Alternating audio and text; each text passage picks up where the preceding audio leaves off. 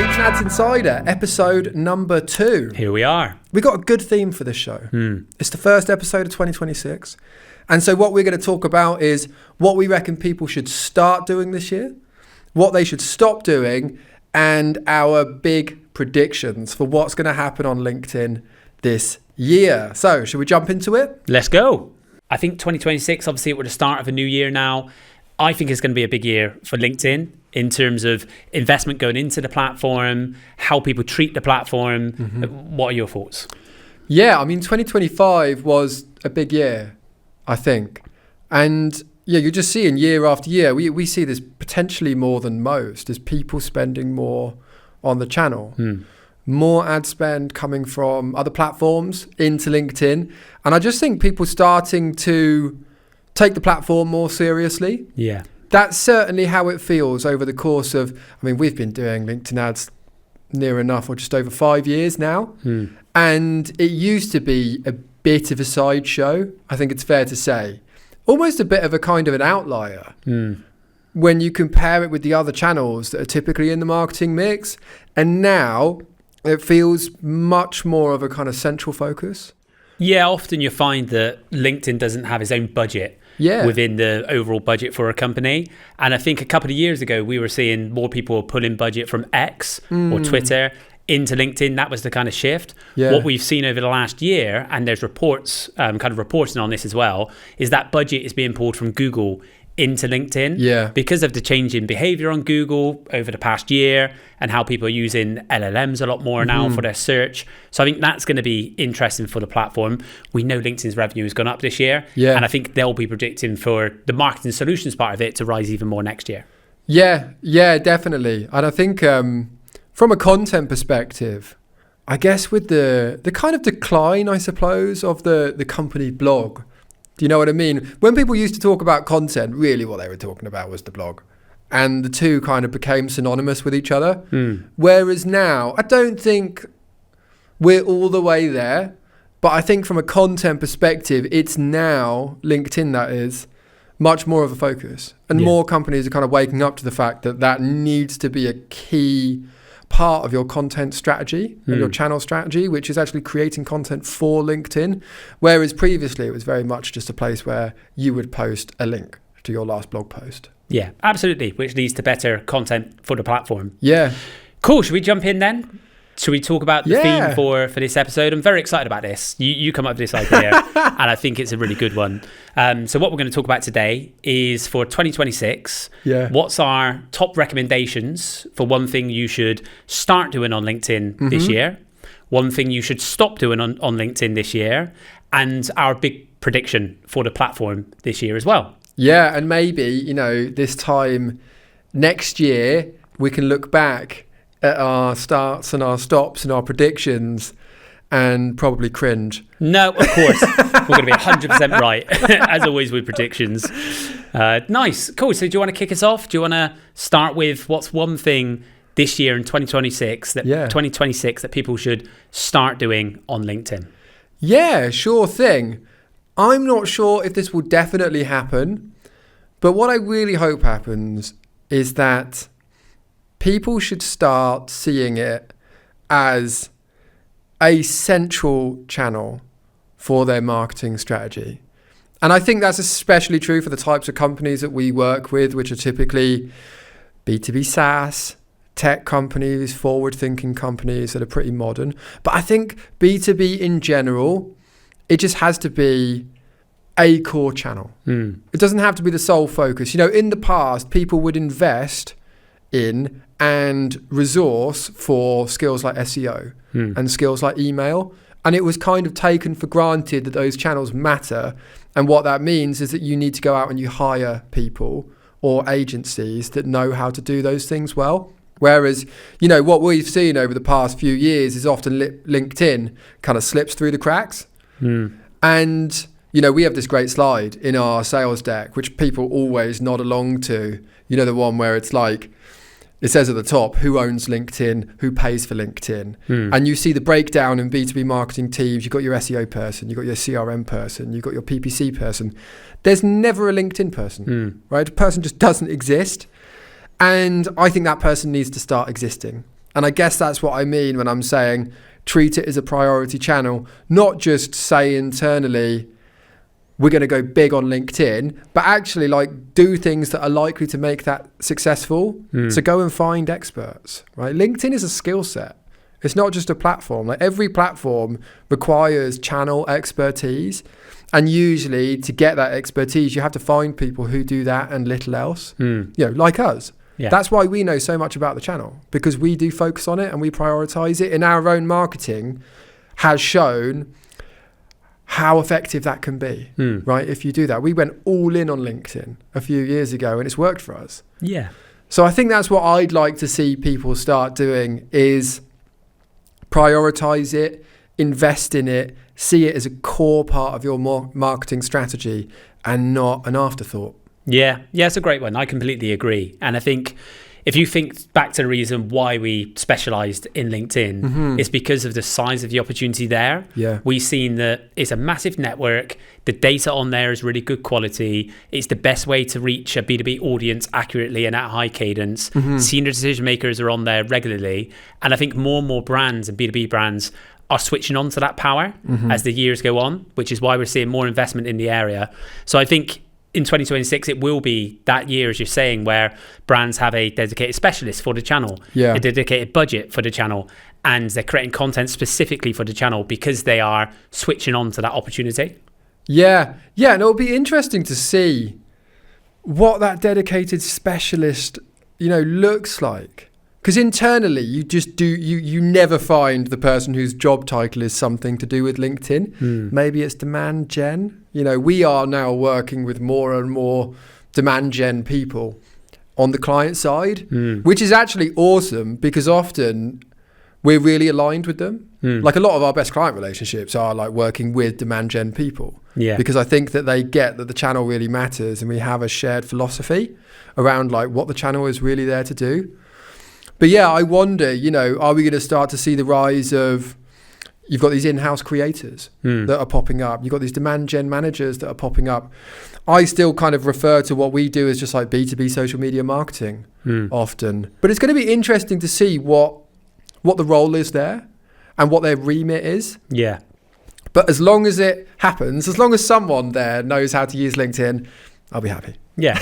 If not, they can use us. Well, yeah. Little plug there. That's always the other alternative. If, you know, it goes without saying, if you really want it done well, speak to Winbox.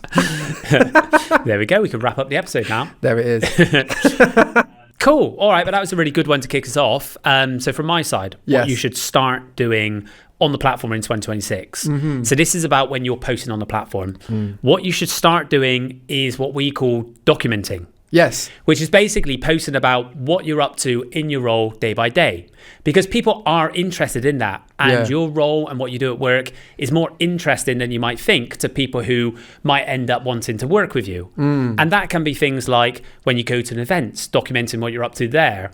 When you're working on a specific project, documenting that work and talking about what you're working on, why it's important, where they can find it, the impact hopefully it's going to have. Dropping within there your kind of expert insights as to why you do things a certain way. That stuff is interesting for people. And what we know on the platform and in business in general is that people buy from people. Yeah. So you need to be putting out posts out there, which is demonstrating your thought leadership. So unique insights that you have on your area of expertise, whether that's videos just talking through some advice that you like to give people, that's really important. But also people don't want to just see that over and over. That's great for building up trust. They also want to see who you are and what you're up to. And a great way to do that is through documenting on the channel. Yeah, I'm really into this. This is something that I've been trying to do with varying levels of success, I think, for quite a while, which is, to share expertise, right? And to share advice. But the other half of what I'm doing is to kind of just tell the story of building a company and trying to do that in public in a way that feels transparent and honest and not just like, look how hard we're crushing it. Our MRR is double what it was last year and all that kind of stuff. Because I think that people see through that. And what they really want is authenticity. But I'm very into this. I mean, we were talking about this the other day. My goal my goal for 2026 content from my account, I guess, in terms of what we're doing here, stuff like this as well, do cool stuff and talk about it. Yeah.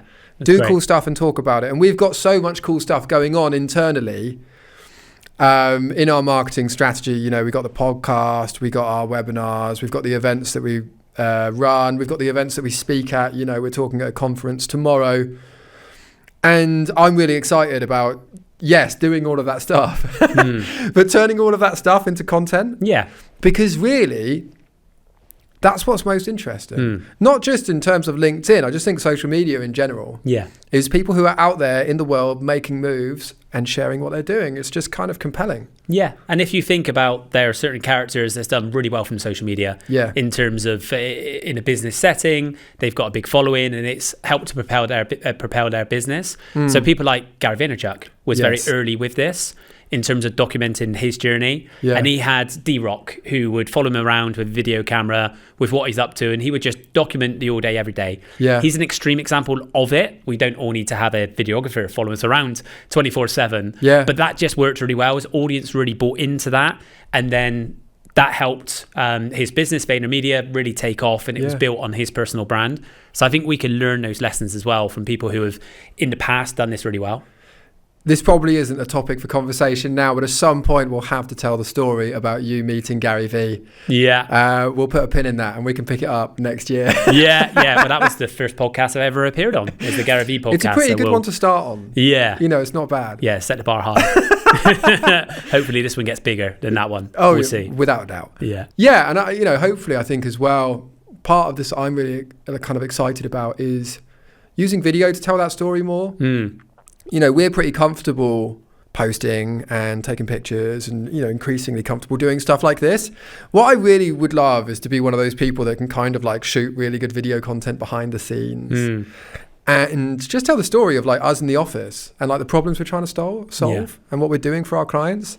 That's maybe like kind of ambitious, but I think that like that sort of behind the scenes, lifting the lid on what you're doing, just positions your company in a completely different way. You feel like real people and not just like abstract internet people. Cool. So that's what you should start doing on the platform in 2026. Now, what should you stop doing? What's your top recommendation? We touched on this last month when we were talking about what's working right now. What I think brands, marketing teams should stop doing, if they want to like take their LinkedIn activity to the next level, stop defaulting to your brand channel. Obviously, a lot of people, and especially people who are really into LinkedIn ads like we are, know that thought leader ads are very, very effective. And if you want a deep dive on thought leader ads and what they are and why they work so well, listen to last week's show. There's also a deep dive on our YouTube channel about that goes into loads of detail. They work really well. And yet, I think 9 times out of 10, most brands will still default to the brand channel. And they will think from the perspective of what is the brand going to put out around this thing that we want to communicate. So if they're launching a new feature, they'll be thinking, well, what's the brand going to say? And really, I think that's a mistake, because whatever the brand says will cut through less well than what the people involved say. And what the people involved say will probably be more interesting because it'll be rooted in real lived experience, which is really like the raw material of any interesting content, interesting story. So I would say stop defaulting to the brand account and default instead to how can we give our people a platform to talk about whatever it is that we're trying to communicate here. What do you think of that? Again, completely agree. And I think that if you think about what people go on LinkedIn for, they're not there to engage with brands. And they're not there to shop or purchase anything. So if they see a brand ad in the feed, often, or a brand post in the feed, often they just quickly scroll on by. And it's really easy for them to quickly scroll past it. They're not kind of forced to consume that content like they are on some other channels. People are on there to engage with people. They're here to learn from people, see what they're up to, engage with people, network with people. So if you're putting your people at the forefront of your activity on the channel, you're going to get more exposure, you're going to get more engagement. And what putting your people at the forefront does best as well, and you touched upon it there, is it builds up trust Definitely. within your business, because people can see who is working in that business behind the scenes. They can see that they're experts, they're building up authority. So it's just a win-win all around. Yeah. I think obviously you do still want the brand posts and you want the brand ads. Yeah. It's important to have in there because we want to continuously build up that brand reputation and that brand fame. And through the brand ads, you could build up social proof as well and credibility. So that's really important. Yeah. But it can't be your whole strategy. It needs to lean more heavily, I would say, weighted towards putting your people at the forefront. Yeah. And then that's supplemented by the brand posts and the brand ads. I should point out that brand channel still massively matters from a, it sounds really obvious, but a brand awareness perspective.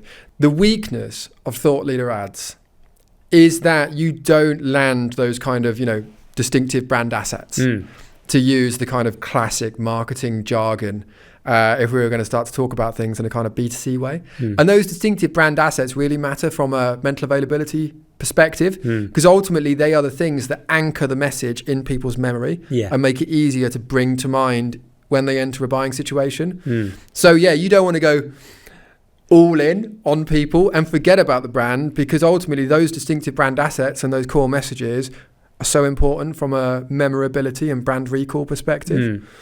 But I think that if you are trying to tell the story, you've got to find that balance between the two. Yeah. And you'll cut through.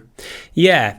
I think as well, if you're a social media manager, listen to this. One thing that you could do from the brand account, which would really help your people when they're posting, is from the brand account, you could be their biggest cheerleader. Yeah. So when they are posting some content out there, some thought leadership, you can engage with that content, add a comment to it, encouraging them, complimenting them on the post, whatever feels natural. But I think that not only then encourages the person to post more regularly and to keep it up in terms of the cadence of being active on LinkedIn, but also gives that extra bit of brand exposure as well of the brand popping up in the comments.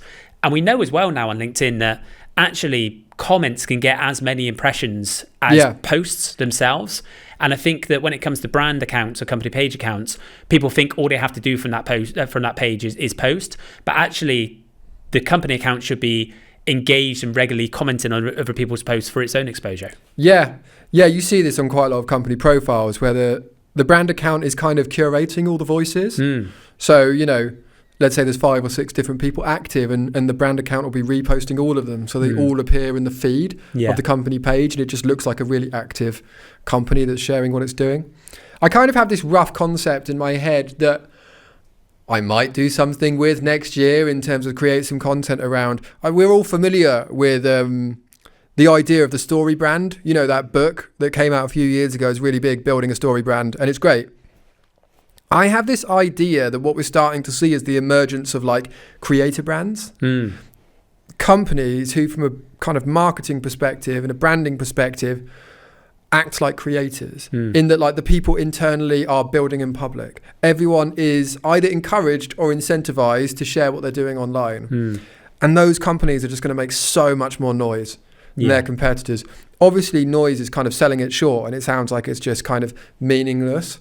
But like if you are a company that has managed to find a way to encourage your people to be out there and advocate, right, in public, on social media, you are just going to cut through so much better than competitors that haven't done that. And realistically, that's like 99.99% of companies at this point can't even get 1 or 2 people to post. Yeah, absolutely. If your people are active on the channel, or even if the CEO is actively posting on the channel and willing to get involved in this, it's a competitive advantage right now, and it still will be in 2026.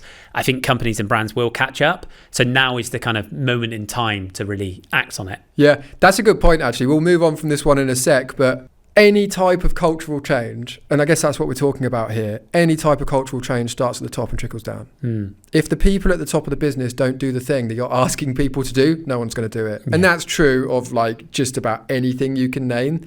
But probably one of the best ways to get people from across the company to post more is for the people at the top of the company to post more. And then share that internally. We have a Slack chat where we post kind of each week like what we've shared, and if we're kind of getting DMs and inbounds, we post it in the marketing chat in Slack so people can see what we're doing, why we're doing, and that it's working.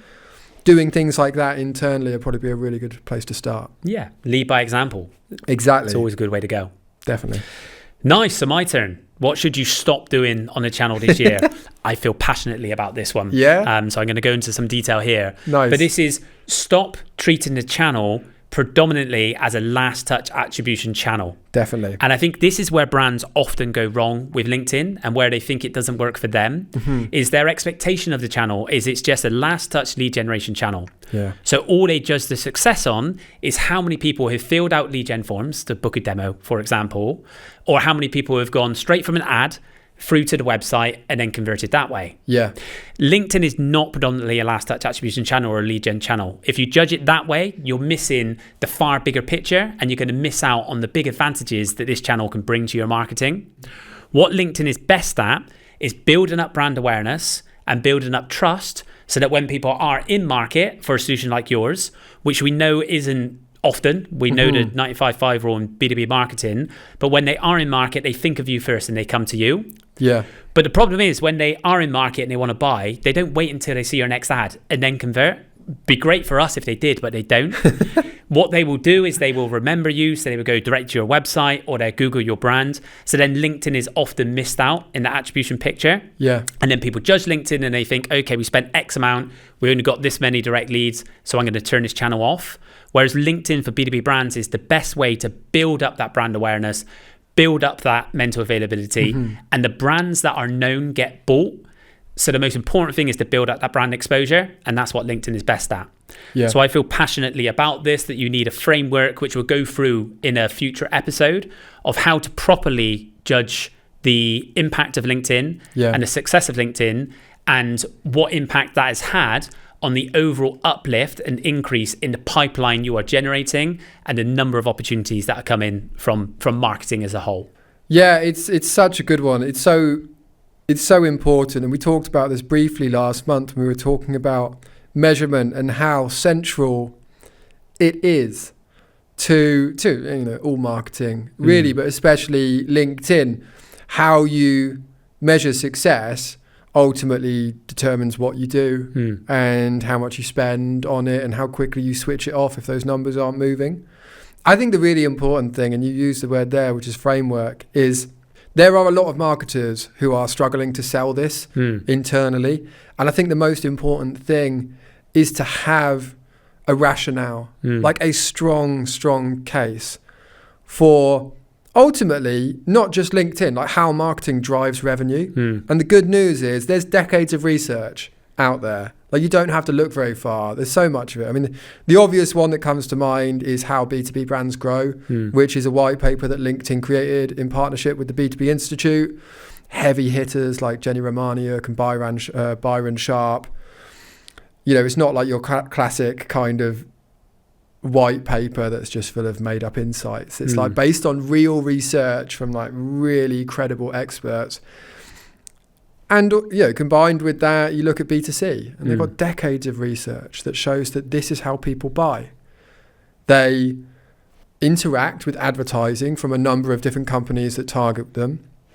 They, whether they realize it or not, build up a consideration set, in that category, who are the most legit companies, typically 1, 2 or 3 companies. When they enter a buying cycle, if they enter a buying cycle, because not everyone does, and you can't force people to enter a buying cycle, but if they do, those 3 companies that are in their consideration set, I think it's like 80% of the time or more, they buy from one of them. Yeah. So if you're marketing to people when they've just entered the buying cycle, you've turned up too late. Yeah. Really, and it's that simple. And if you can sell that internally and say, look, this is how marketing actually drives revenue. This is how marketing relates to revenue. And it's not, we're going to run a gated content, stick a PDF behind a form and then drop them 3 emails. That's just way too simplistic. Yeah. And that's kind of the perfect world that marketers like to imagine could be the case. But ultimately, the people in the driving seat are the customers. Yeah. And you can't really force them to do anything. All you can do is try and create conditions in which they decide to do something and end up coming to you instead of someone else. Yeah. Yeah. And there's a few extra elements to this as well. So I've seen a report recently, and I think it said that nowadays there are 72 touch points before someone becomes a lead. And if you're just focusing on last touch attribution, you are ignoring the 71 touch points that's gone before to kind of build up that brand awareness, build up that trust, build up that brand relationship, and you're just looking at that last touch, which really just doesn't make any sense. And also you think about what people are on the platform for. When people are on LinkedIn, they're mainly on their mobile and they're scrolling through, looking to learn something new or just engage with the platform. They're not there shopping. And with B2B purchases, a lot of them are complex. They require big budgets, multiple stakeholders. We don't just see an ad in a feed and then click on it, go through to the website and convert. We will go and speak to other people, chat to your colleagues, go to them with this idea, talk about it for a little bit, and then typically you will convert on desktop.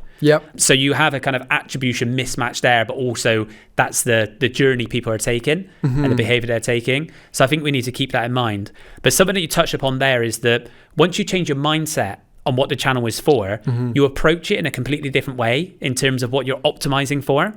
And what you optimize for then is to engage people within the feed.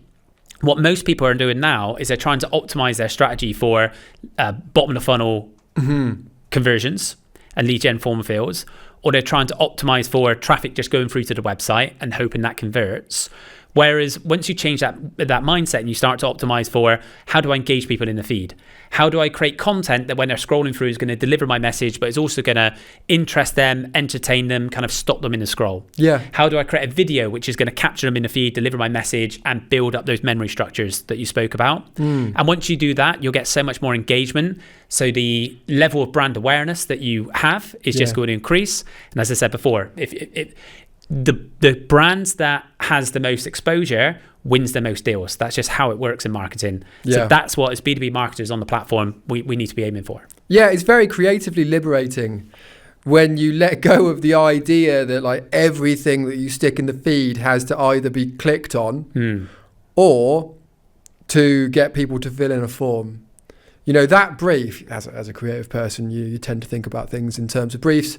That brief sucks. There's no leg room. There's no space to be creative. Whereas when your job is to educate, entertain, inspire, just get them to feel something in the feed for a moment. There are so many different directions you can go in.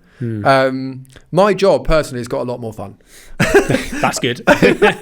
Over the past 5 years, because we used to do so many gated content campaigns and we used to be all about last touch attributed leads. That was kind of what we sold to people really in the first version of our company. And I mean, we quickly worked out that A, most of those leads weren't leads, but B, we were capping the effectiveness of our content by only showing it to such a small number of people. If you stick something behind a form, the reach on that asset is so low. It's almost not worth creating. It's a very expensive asset then. It's a very expensive asset. Especially if you're putting paid behind it. So I completely agree. I think that when you stop trying to see everything in terms of how is this driving clicks and leads, the real value of the platform unlocks, right? And you're able to actually start influencing people at scale, which ultimately is what you need to do to move your market, right? To make a dent, to actually change people's behavior. You can't do that when the numbers are low, right? When it's like you're looking at gated content leads or visits to a landing page. It just doesn't scale. I think it's interesting as well when you look at the stats for when you drive traffic to the website from LinkedIn, looking at that time on site. Because what we know is actually the time on site is lower than other channels, and it's fairly low. But that makes sense when you break it down, because people are scrolling through on their mobile. Then if they click through to your website, we don't tend to on a mobile do a deep dive into a site. We'll kind of take a little look through. We also don't tend to fill out forms on a mobile. That's kind of big internet stuff is how they call it, isn't it? When you're over on desktop. So it makes sense that the kind of time on site is going to be lower, but the cost per click is high on LinkedIn. We know this. So you're paying a kind of premium to get people through to the site, and they're not necessarily going to take that action or that activity on the site that you want.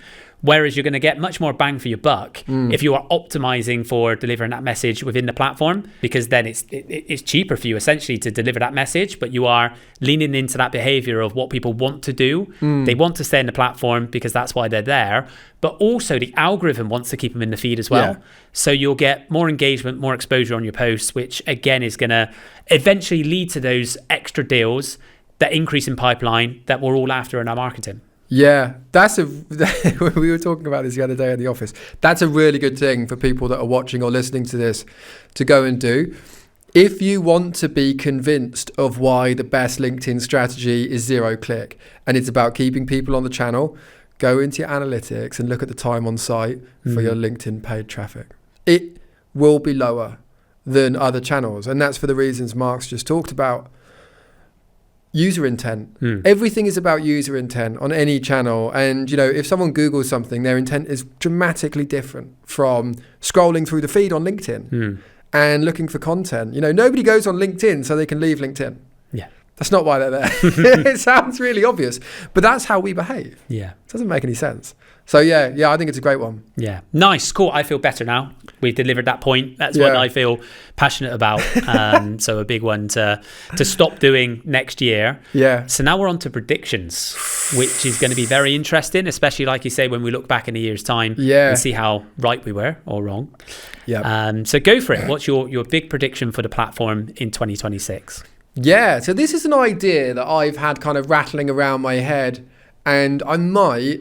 we were talking about this at a conference you did a few weeks ago where you were doing a talk, and I was saying, I've got this idea for a talk that I might get up on stage and do. De-cringification.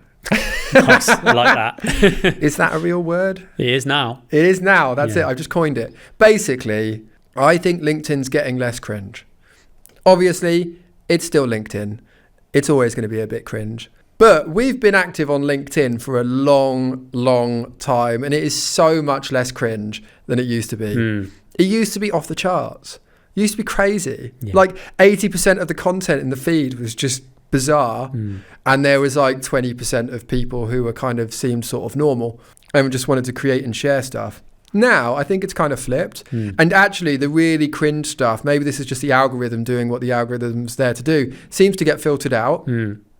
But I think that what I am seeing in my feed, and maybe it's just a marketing thing, but I don't know if it is people just communicating in a way that's much more like social media in general. Yeah.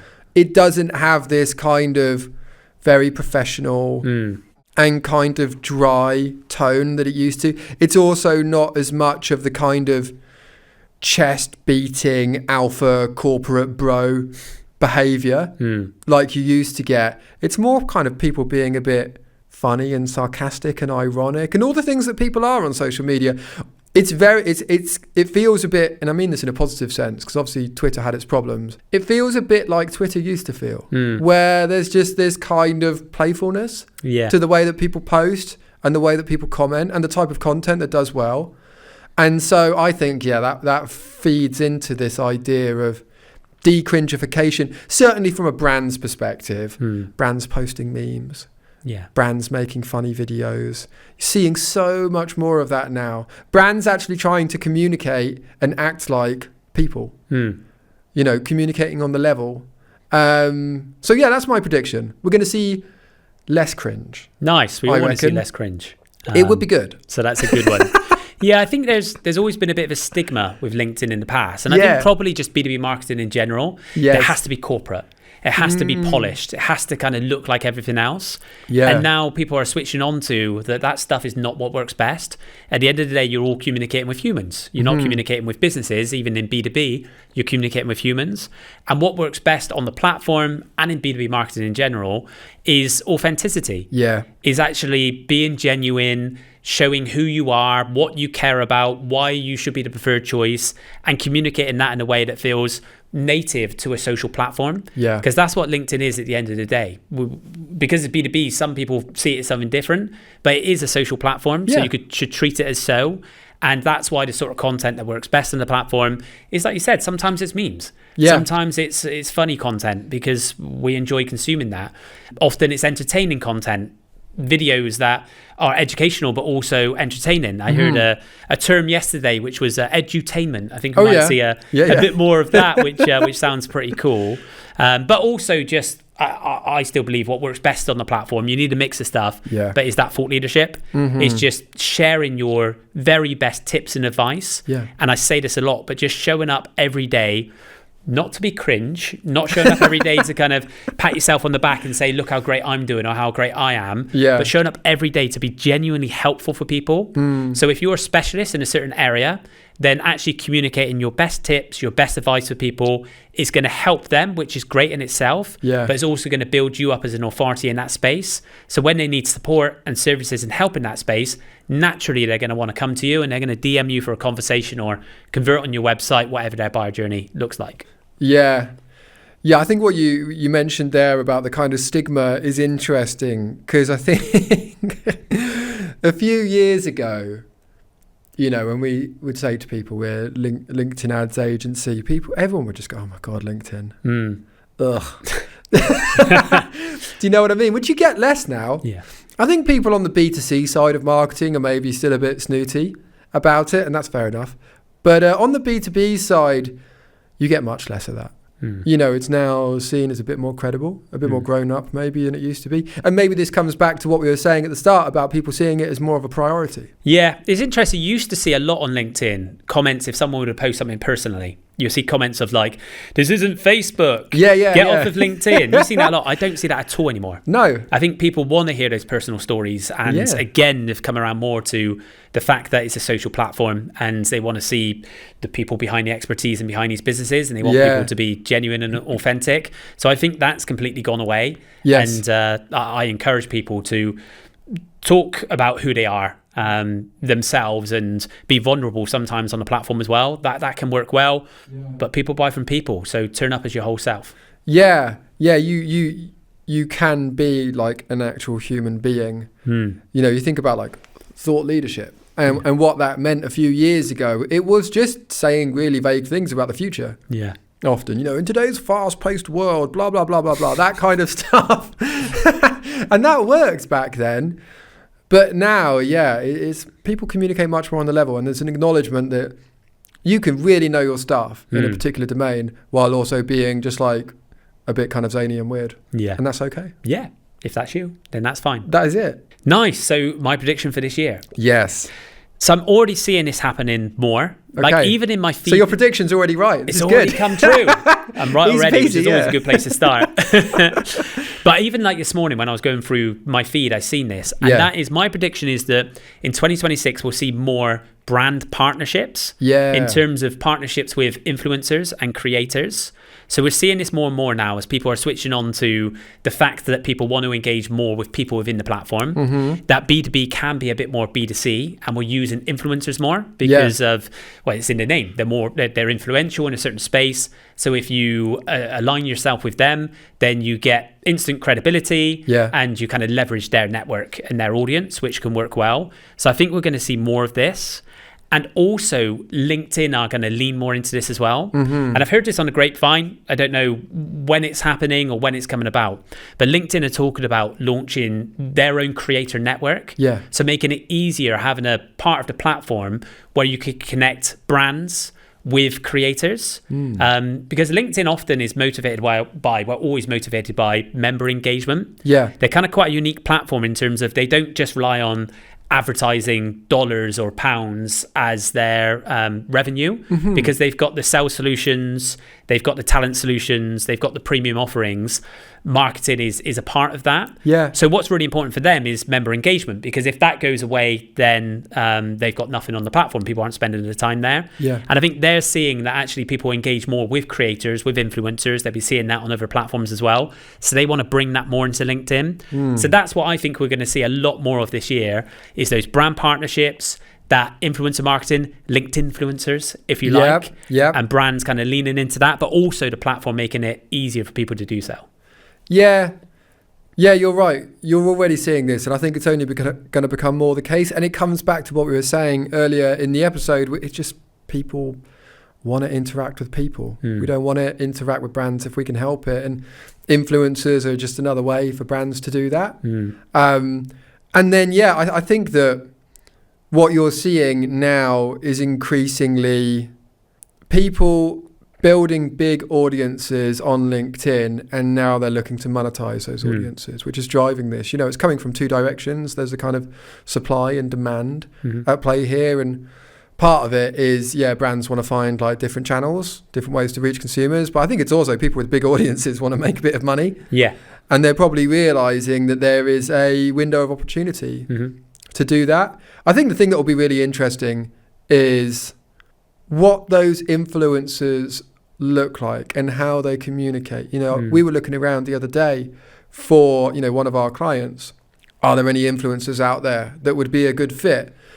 And we found a couple, but I was like, it feels a bit B2C. It didn't feel quite right to communicate with an audience of like B2B decision makers. Even on superficial level, like the content they were creating was kind of like in their bedroom or in their lounge. Nothing wrong with that, I suppose, but it wasn't framed in such a way that it felt like a B2B message. They didn't look like a B2B. I don't know, it's hard to put your finger on. So it'll be interesting to see, like with these creators, how it makes the leap from B2C to B2B, like aesthetically speaking. Because I think there is a bit of a gap there and you have to get it right. Yeah, I completely agree. And LinkedIn are already doing this with like major creators and influencers. Yeah. So they've launched brand link ads, which is where you've got these LinkedIn shows with well-known creators such as Stephen Bartlett and Gary Vaynerchuk, those kind of leading creators in the space. And now brands can run their ads at the start of their shows. So they're trying to do this in that way. Yeah. The problem with that for a lot of the advertisers is they don't have the budgets for that. That's quite a big budget. It's really expensive, that product, isn't it? Yeah, that's it. So it's usually for the bigger brands. Yeah. But I think going on what you're saying, I think what that's going to look like is more kind of micro influencers. Definitely. So people who have a certain specialism that they've really dived into within the platform. So they might not have a huge audience, and that doesn't matter so much. They don't have a huge audience, but the audience they have are very relevant to a certain area. And there's a lot more. If you think about like specialist products popping up nowadays and specialist software popping up nowadays because of it's now a global audience you can sell to. It's easier to create software now because of API capabilities. So there's more of these kind of more niche products popping up. Yeah. And I think that sits very nicely with these micro influencers that have a big influence, but in a certain niche and in a certain space. Yeah. So I think I can see brands leaning more into that this year. Yeah. I think that makes loads of sense. I mean, if we were going to do like kind of an influencer program, I think those micro influencers are actually more influential than like your just kind of big names. If we were going to, just to imagine here, we're not actually going to do this, but like if you were going to do a brand partnership with some, marketing influencers, say you pick like Seth Godin, I don't think it would work at all. He's almost like too much of a big name. Yeah. Do you know what I mean? Whereas if you picked off a few people, like they've just built a bit of a domain expertise in demand gen, that's much more relevant to us than just being like a business influencer or a marketing influencer. Yeah. Do you know what I mean? So I think it makes way more sense from that perspective. Yeah, I think the advantage you have on LinkedIn as well is, again, thought leader ads. Yeah. So if you're doing this brand partnership and you've got an influencer who is talking about your product and they're not necessarily within your company, but they're doing their influencer thing, you can then boost that post using thought leader ads, which means that even if they don't have a massive following, obviously you want to leverage their audience, but you can also then show that to your ICP and your wider audience and make sure you get more reach than if you're just relying on your organic reach and your algorithm. Yeah. So I think that's a big advantage of doing that on LinkedIn as well. That's a great point. I would say that actually, if you think about it from that perspective, the content that they create is much more important than the audience that they have. The audience that they have doesn't matter. It's going to be an ad. Yeah. You're going to buy the audience. Yeah. You don't need their audience. Whereas the content they create will be seen by everyone. Yeah.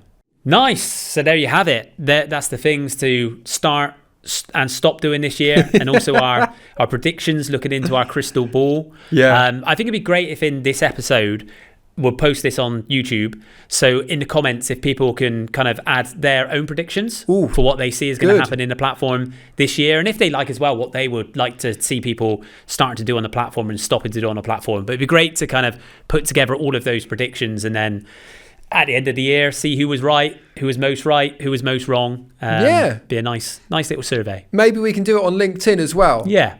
We can both post around this predictions, and then maybe in the next episode we'll come back with some funny predictions from people. That's a great idea. Nice. So on every episode, we like to talk about the new features and formats that's being released by LinkedIn as well. Seen a nice new one pop up in in Campaign Manager recently, which come out of nowhere. Didn't know this was on the product roadmap. But there's a new tab that you're going to see in your Campaign Manager called Partnerships. And when you click on that tab, what you'll see is all of the people, whether they're employees or non-employees, who are mentioning your brand. Now, I think this is great because often that goes unnoticed. Someone could be saying some really nice things about your company and it'd be a great testimonial, but you never see it just because the algorithm hasn't showed it to you or they haven't tagged you, whatever it might be. So this is great to be able to look through, see what people are saying about your brands. When they're saying really nice things about your brands, what that means then is you can approach them and say, can I boost this as a thought leader ad? And then you can obviously increase its reach, increase its exposure. The good thing about that is there's nothing better really than a third party endorsement. If someone is off their own back and organically in a very genuine way saying something nice about your product or your solution, your business, then that is great social proof that other people then are going to buy into and follow and hopefully want to have a conversation and work with you as well. So I really like this new feature. I think it's going to be powerful. I've used it multiple times already and often been surprised when I've gone into it and I've seen a brilliant post that would have never seen otherwise. The client hasn't mentioned it, and we're able to use that then as that third party thought leader ad. Is anyone saying nice things about Winbox? Everyone, obviously, There's a lot of us on there talking about Winbox. Oh, there would be, wouldn't there? So maybe that's something we can work on. We need to, if our clients listen to this, shout out to them, just say nice things about us. Don't tell us. We'll find it. I'm sure they'd be well up for that. I mean, we've used this in another way recently, haven't we? Which is looking for internal people who are posting about our clients. So our clients often want to find people who they can kind of cultivate as thought leaders or in-house creators. And this is a good way to do that because you can go in there and you can find people that they're not even aware, our clients aren't even aware, are posting about them. And that signals something. It signals that they are the kind of person who likes to create and share content, which is a massive factor in choosing who's a good or not good fit for like being an internal thought leader. If they're already doing this and then you're not having to ask them, that says a lot about them, and the fact that they're probably just the kind of person who enjoys doing that and will be up for doing it without too much hassle from the marketing team. And wants to push their own profile as well, which is good motivation for doing this. I think it's a really good use case for it and a really good point. And we have had this with clients where we say we want to run thought leader ads and they say, well, there's no one in our company that would be willing to post about this publicly. Then you go into the partnerships tab and you say, actually, there's 3 people who already are. Can we just lean into that, encourage them, and then we can utilize that content? And that often surprises the client as well that that's happening. And it's a great resource then for them to be able to use. Definitely.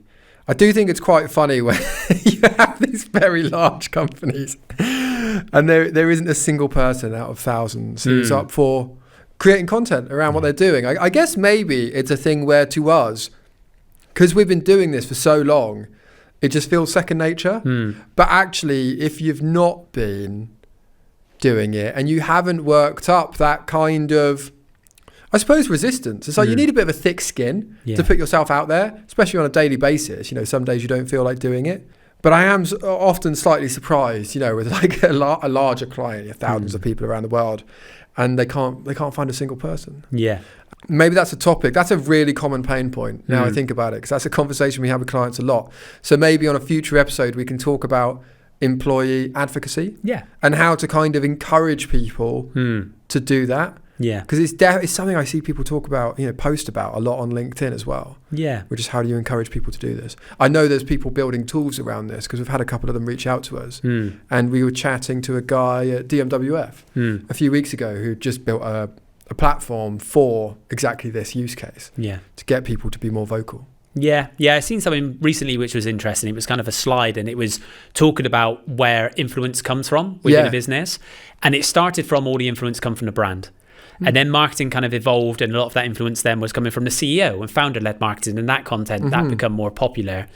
And the next wave is employee advocacy and employee influence. So employees get more involved in creating content and sharing it, because I think that we are seeing this develop at pace as well. We're seeing that companies now, these bigger companies, that have bigger budgets are employing people and their sole job is corporate influencer. Yeah. Or some people within those businesses are kind of carving that out as their new role within that company as a corporate influencer, because people can see the benefits of having that within your business. Yeah. There was a great case study recently. I can't remember the name of the company, but it was a huge kind of well-known brand.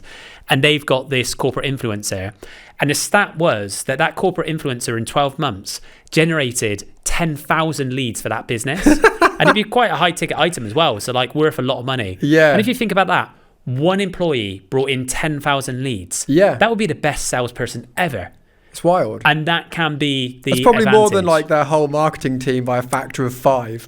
Yeah, that's it. And that is the power of this. Yeah. When you get this right, or you get the right person, the right tone, the right message, you're executing it properly and consistently, your channel mix is right, then it really can propel your results. Yeah. We've seen this in our own marketing over the past year. Definitely. Because we really leaned into this year.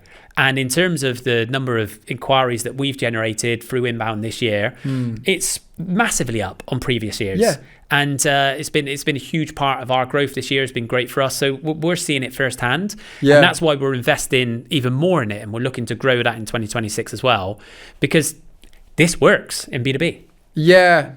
Yeah. And it's kind of interesting to think about the fact that, you know, when we get form fills on our website, like a lot of websites, we have a field that says, how did you hear about us?